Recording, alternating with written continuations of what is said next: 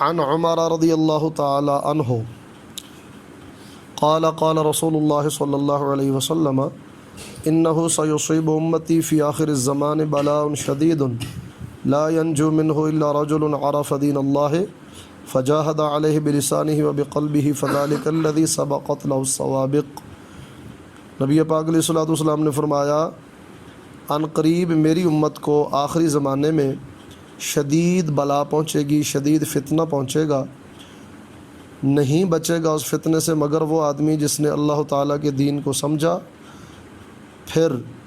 اس پر زبان اور دل سے جہاد کیا۔ یعنی کیا مطلب؟ زبان کے ساتھ بھی اس نے برائی اور کفر کے خلاف جہاد کیا، اس فتنے کے خلاف بولا، اور دل کے ساتھ بھی اس فتنے کو برا کہا، سمجھا۔ فذلک الذی سبقت له السوابق، فرمایا یہ تو اول نمبر پر آنے والا ہے۔ ورجل، اور دوسرا وہ آدمی بچے گا اس فتنے سے، عرف دین اللہ، جس نے اللہ تعالیٰ کے دین کو سمجھا، فصدق بہ، اور اس کی پھر تصدیق کی، اس کو حق مانا۔ یہاں ایک قابل توجہ بات یہ ہے کہ جہاد کی 3 قسمیں بیان کی گئی ہیں، برائی اور کفر کے خلاف جہاد کی 3 قسمیں حدیث پاک میں بیان کی گئی ہیں۔ ایک جہاد بالید،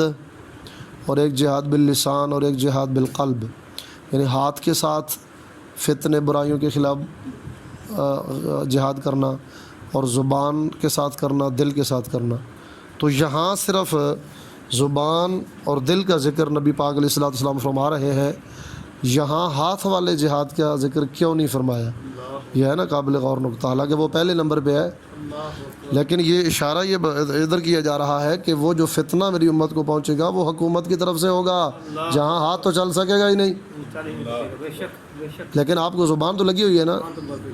زبان تو ان ظالم حکمرانوں بے ایمانوں کے خلاف آپ استعمال کر سکتے ہیں، دل کے اندر بھی برا جان سکتے ہیں، لیکن ہاتھ تو ان کے خلاف آپ استعمال اس لیے نہیں کر سکتے کہ بھئی حاکم کے خلاف آپ ہاتھ کیسے استعمال کر سکتے ہیں؟ تو یہ آپ اشارہ یوں فرما رہے ہیں، 2 چیزوں کا ذکر فرما کے، بلسانہ و بیدہ فرما کے نا، اشارہ فرما رہے ہیں کہ یہ جو سربراہ بے ایمان ہوں گے نا، ان کی طرف سے فتنہ پہنچے گا، لیکن بچے گا وہی جس نے دین کو سمجھا